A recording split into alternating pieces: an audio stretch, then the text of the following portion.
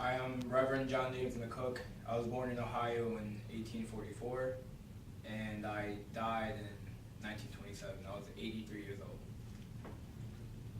When I was a young adult, me and 15 of my brothers and cousins joined the Civil War for the Union side. We were known as the Fighting McCooks. But after 3 months, I decided I no longer felt like I wanted to be in the war. So I left and stayed with Eliza Butler in Connecticut. From there, I finished college at Trinity, and I became a reverend at St. John's Episcopal Church until the year that I died. Throughout my life, I experienced many things and achieved many things. I started a program to investigate where the money we spent to help the homeless went. I created a reformatory for homeless citizens and criminals so that could be reintroduced into our society and have positive influences. Also did an extensive study on what caused homelessness, and one of the leading factors was alcohol. And throughout my life, I traveled greatly throughout the world, including Paris and China. So I have here some things that represent my life. So this right here just represents that I was traveled, where I came from, what I did, and what I love to do. So I came from Ohio, as you see. This is the house I was born in and grew up in. And I represent that with your home. Your first home will be forever because you never forget it. And this shows me at my last day at work at Trinity. And because I was a rector, I believe greatly in the Lord, but also as a teacher, and I believe that knowledge is just as important as believing in God. And finally, it's a picture, it's faded, but it's of a homeless man and his dog. And it shows that, and you can't tell, but in the picture he's smiling, and even though he's homeless, he has his family, and that's all he needs. Over here I have a picture of the sword I used to wield. It was given to me by my father, but I only wielded it for 3 months. And I represented its handle not for my hand because I did not wish to fight. The sword is over there. I'm going to take a picture.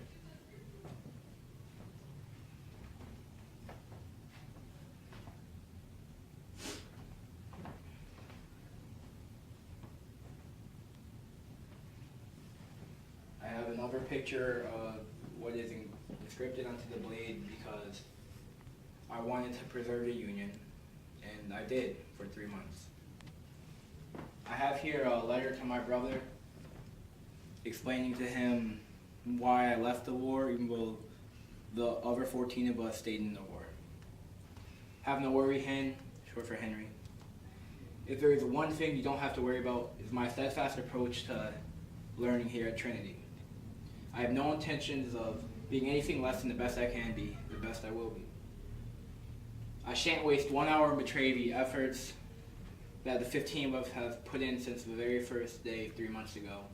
I feel as I must apologize, but I'm not sorry. I'm not meant for war. It's not the glorious tale we had grew up on, but a horrible disaster. I know my small foray into this experience is nothing compared to yours, but we are not made of the same stuff. I'll do my best to uphold our family's honor, not with swords and guns, but with pen and paper. And I sent them a poem as well. This one's for my apology letter. I call it John's Apology. 1 to 15, 3 months at war, no longer a teen, what I longed for, the lore. I don't want the hell in store. I want my life, and some want strife, without I messed up. I want my life, some want glory, without chaos and strife. I'd rather tell the story. Thus I open a new door, full of new challenges, because I long for something more. I shut the old hinges. I have another poem about the sword. It's called John's Sword. Forged for war, bathed in gore, it's an amazing thing, a life taken with a single swing. When life should wander on a wonderful trip, young lives are meant to be sent to the black, and thus with each swing my resolve shall crack. It's is their only save if its blade doesn't wish to slay. And I have here my resume.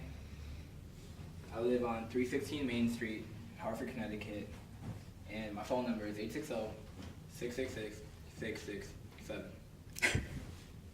My objective is to encourage learning in the minds of young adults by teaching the languages. I graduated from Berkeley Divinity at Yale University in 1865. Before that, I graduated from Trinity College in 1863.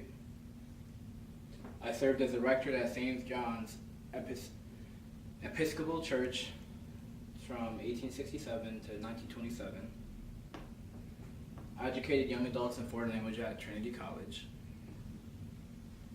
I acted as a Union infantry member for 3 months during the Civil War.